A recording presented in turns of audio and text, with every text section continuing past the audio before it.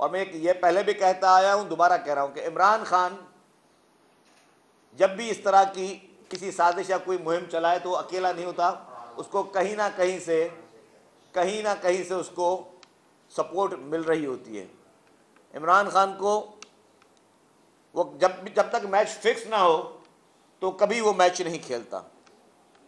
आपने देखा कि 2018 का मैच फिक्स था इलेक्शन, उसको अनफॉर्चुनेटली बहुत अहम जगह से सपोर्ट हासिल है, क्योंकि ताने बाने हमेशा मिलाने जाते हैं। जब भी क्रिमिनल इन्वेस्टिगेशन किसी भी केस की होती है तो ताने बाने जरूर मिलाए जाते हैं। कहा जाता है कि जी अच्छा, अगर आप बोलते हो जी एक शख्स क्राइम कर रहा है, उसको मदद कौन कर रहा है?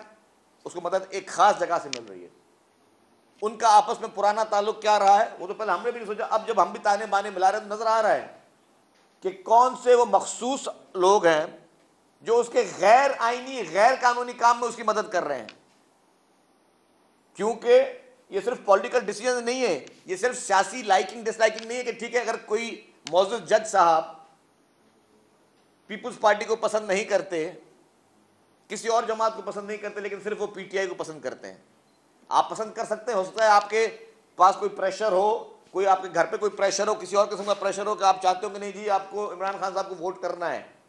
हो सकता है किसी के भी घर पे ही हो सकता है, लेकिन क्या उसमें उस पसंद और नापसंद के जोर पर आप किसकी करप्शन छुपाने में उसके साथ आप मददगार या सहूलतकार साबित हो सकते हैं?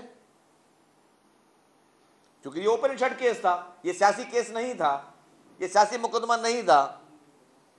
केपी के बीआरटी पूरी पीटीआई को एक्सपोज करने के लिए काफी है।